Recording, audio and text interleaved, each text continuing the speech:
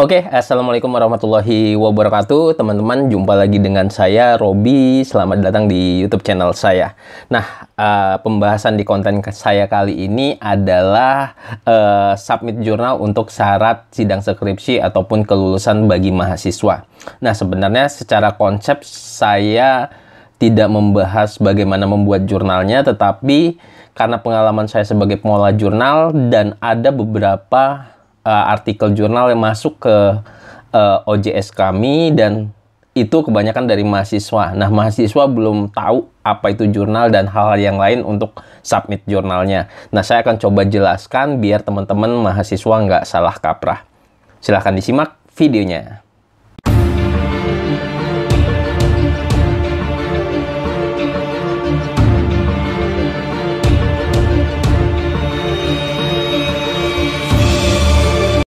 Oke, teman-teman semua, seperti yang saya jelaskan di video awal tadi, saya akan membahas tentang submit jurnal sebagai syarat sidang skripsi untuk mahasiswa. Oke, teman-teman, sebelum masuk ke pembahasan, jangan lupa untuk subscribe YouTube channel saya, share, like, serta komen, serta follow Instagram saya di @robiuliendra dan juga di @skripsimahasiswa.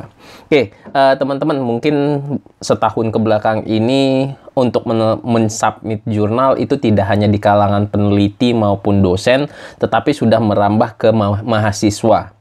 Kenapa? Karena mungkin ada kampus ataupun dosen yang mensyaratkan buat teman-teman mahasiswa untuk mensubmit jurnal di website-website jurnal, khususnya di bidang atau di rumpun ilmunya. Itu nggak masalah sih sebenarnya. Nah, yang menjadi problem adalah pengetahuan mahasiswa tersebut yang tidak mengetahui tentang seluk-beluk jurnal tersebut. Jadi saya pengen jelasin hal-hal umumnya, teman-teman, dan mungkin teman-teman mahasiswa yang sudah atau menonton video ini mengerti, oh, tekniknya untuk memasukkan jurnal itu seperti ini dan hal-hal yang lainnya. Oke, teman-teman, jadi jurnal itu adalah media publikasi hasil dari penelitian. Boleh dari hasil penelitian skripsi dan hal-hal yang lain. Dan buat teman-teman yang belum mengetahui, khususnya mahasiswa yang belum pernah mensubmit jurnal dan belum pernah punya pengalaman untuk mensubmit jurnal, saran saya yang pertama, teman-teman berkolaborasi dengan dosen pembimbingnya agar mengetahui seluk-beluknya. Dan saya harapkan juga dosen pembimbingnya sudah pernah mensubmit jurnal. Jangan sampai seorang dosen nggak pernah mensubmit jurnal, jadi menyerahkan seluruhnya ke mahasiswa. Sebagai pengelola jurnal sih saya tidak menjadi halangan ya atau hambatan mahasiswa mensubmit, tetapi beberapa hal yang kadang menurut saya aneh saja ketika hal-hal tertentu itu ditanyakan sama mahasiswa. Oke, teman-teman, jurnal itu saya jelaskan lagi merupakan hasil penelitian yang biasanya diterbitkan dalam suatu institusi ataupun lembaga ataupun instansi yang memang sudah mempunyai daftar ISSN-nya. Dan jurnal saat ini disebarkan menggunakan media online. Nah, jurnal itu kalian bisa submit di website-website jurnal yang disediakan, yang banyak banget, setiap kampus-kampus miliki dan disesuaikan dengan keilmuan kalian. Gitu ya. Jadi jurnal itu secara online dan sesuai dengan keilmuan. Jadi teman-teman mahasiswa, yang pertama, kalian harus submit sesuai dengan template yang ada di jurnal. Jadi kalau kalian sudah mendapatkan website jurnal, kalian baca link-link yang ada di dalam jurnal tersebut. Apakah nanti templatenya atau manuskripnya, atau ada biaya nggak sih? Nanti udah di-review, totalnya biayanya nggak sesuai dengan yang kalian itu, kalian cancel. Dan hal-hal yang terkait dengan jurnal, cara submissionnya dan yang lainnya, itu semuanya lengkap di website jurnal tersebut. Ayo mahasiswa, belajar membaca atau meliterasi semua yang ada di website jurnal khususnya ya. Yang kedua, proses jurnal itu agak panjang, teman-teman. Ada jurnal yang dikelola secara responsif, itu bakalan cepat, tapi cepat secara komunikasi. Tetap kalau untuk dari kalian submit, itu prosesnya nanti bakalan dicek similarity index-nya oleh pengelola jurnal. Kalau misalnya tidak sesuai dengan standar, akan dikembalikan lagi ke Anda. Kemudian Anda merevisi lagi, kemudian mengirimkan ke kami lagi. Kemudian kalau sudah sesuai standar, baru kita kirim ke reviewer. Reviewer itu adalah orang yang menguji kualitas dari jurnal sesuai dengan standar jurnal yang kalian masukkan. Jadi sama seperti kalau sidang skripsi atau kalian mau bimbingan skripsi, reviewer itu adalah dosen pembimbing. Dosen pembimbing. Jadi kemarin ada pengalaman ketika saya mendapatkan hasil dari reviewer, saya kirim ke mahasiswa, hasil reviewernya, dan mahasiswa bilang, "Pak, artikel saya sudah oke." Bukan itu maksudnya. Jadi, hasil review itu kalian baca, kemudian kalian revisi sesuai dengan perintah reviewernya. Gitu ya. Jadi, bukan, kebayang nggak teman-teman ketika dapat revisi dari dosen pembimbing, terus kalian jawab, "Pak, saya rasa ini udah oke." Bukan yang mengokekan itu kalian sebagai mahasiswa. Kalian itu sebagai autor saja. Jadi, tetap kalian harus merevisi hasil dari reviewer. Nah, setelah hasil dari reviewer dikirim, kalian perbaiki, kalian mengirimkan lagi filenya ke editor, nanti editor ngirim lagi ke reviewer, sampai benar-benar si isi dari jurnal kalian itu sesuai dengan standar jurnal. Jadi paham ya?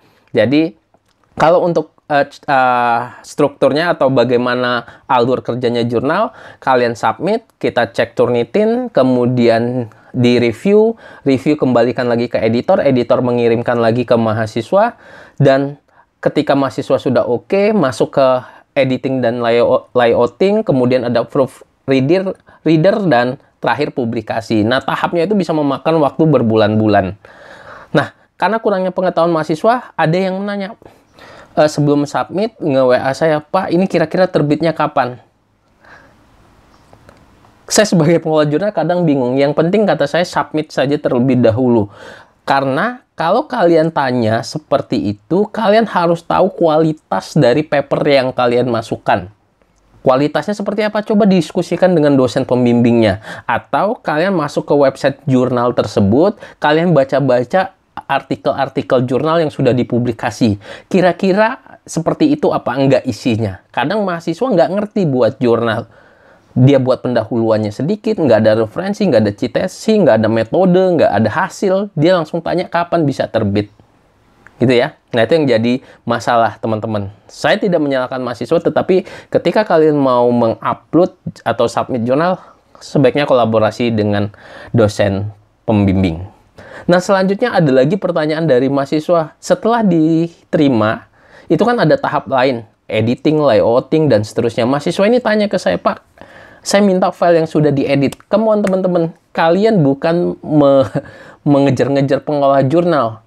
Kalau misalnya sudah terbit, nanti pengolah jurnal yang akan memberitahukan ke kalian bahwa si file tersebut sudah dipublikasi.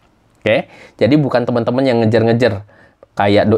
Jadinya teman-teman sebagai dosen pembimbing dan pengelola jurnal sebagai mahasiswanya. Kapan.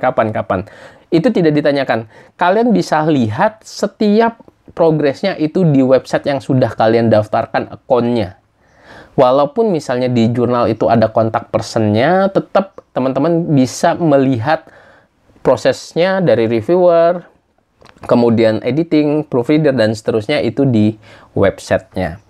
Kemudian teman-teman, di dalam jurnal itu ada semacam strukturnya. Apa yang harus kalian buat, itu ada struktur dan template-nya. Nah, kalian sesuaikan dengan itu. Kemudian juga jurnal punya target publikasinya. Biasanya dalam 1 tahun ada 2 kali terbit, misalnya di bulan Juni dan Desember. Jadi kalian, kalau misalnya sudah diterima, sudah dikirimkan LOE, tapi belum dipublikasi, tunggu sampai bulan terbitnya. Kalau udah habis bulan terbitnya kalian tidak dipublikasi, baru kalian bisa tanyakan ke pengelola jurnal. Gitu ya. Jadi banyak hal sebenarnya teman-teman harus kalian ketahui sih. Kalian harus ketahui, dan saya pun di kampus pada saat mengajar metodologi penelitian, saya udah jelaskan gimana sih tentang jurnal ini. Jadi sekali lagi teman-teman, kalau misalnya mau submit jurnal sebagai syarat sidang skripsi, teman-teman harus kolaborasi sama dosen pembimbing. Dan harapan saya juga dosen pembimbing tidak menyerahkan langsung mahasiswa yang untuk berkomunikasi ke jurnalnya, atau sebelum mereka memiliki pengetahuan untuk submit jurnal berapa lama, biayanya berapa, kemudian harus seperti apa, template-nya seperti apa, dan seterusnya, dosen pembimbing wajib menjelaskan tentang hal tersebut. Kasihan mahasiswanya kalau sendirian membuat jurnal yang nggak pernah mereka buat, yang nggak pernah mereka pikirkan buatnya seperti apa. Nah, itu sinergi antara pengelola jurnal, nanti dosen pembimbing, dan juga mahasiswa. Nah, mungkin itu aja teman-teman konten kali ini tentang syarat submit jurnal untuk sidang skripsi, tapi dari sisi pengelola jurnalnya dan dari sisi website jurnalnya saya. Nah, mungkin nanti di konten-konten selanjutnya saya akan coba jelaskan gimana sih cara buat jurnal mahasiswa untuk sidang skripsi. Mungkin itu aja teman-teman. Terima kasih yang sudah subscribe YouTube channel saya. Jangan lupa juga share video ini, like, komen, dan follow Instagram saya di @robilendra dan juga @skripsi mahasiswa. Kita ketemu lagi di konten-konten menarik lainnya. Terima kasih. Saya tutup. Assalamualaikum warahmatullahi wabarakatuh.